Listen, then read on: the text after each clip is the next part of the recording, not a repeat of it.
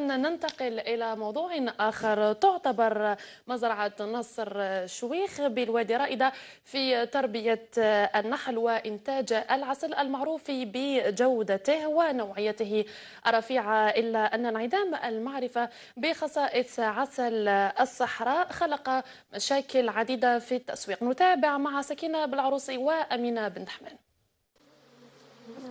مزرعة نصر شويخ ببلدية تغزوت بالوادي المختصة في تربية النحل وإنتاج العسل بمختلف أنواعه، حيث يقوم صاحبها بتفقد الصناديق مستعملا آلة الدخان ليبعد النحل ويختار الإطارات التي امتلأت بالعسل التي تحصد مرة في السنة أواخر شهر ماي. تربية النحل في منطقة الواد تعتبر تربية فتية، وأصبحت على كل حال يشار إليها بالبنان. لازمنا نحو لكادر الإطارات نتاع العسل المملوءة بالعسل المختوم، ونقوها مليح ونعقبوها على الطرد المركزي. الطرد المركزي هذا ينحي العسل ويخلي الشمع تاع الإطار، وبعد نصفوه بالمصفات يعني العادية.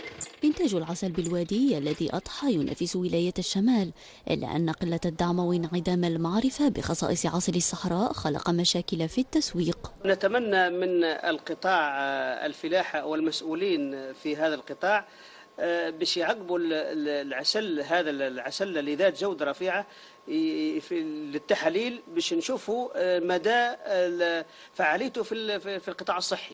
عسل الصحراء ذو الطعم والفائدة الصحية والطبية، كما أنه من أجود أنواع العسل في الجزائر نظرا لبيئته النظيفة مقارنة بالشمال، إلا أنه يستدعي رعاية واهتماما من طرف السلطات.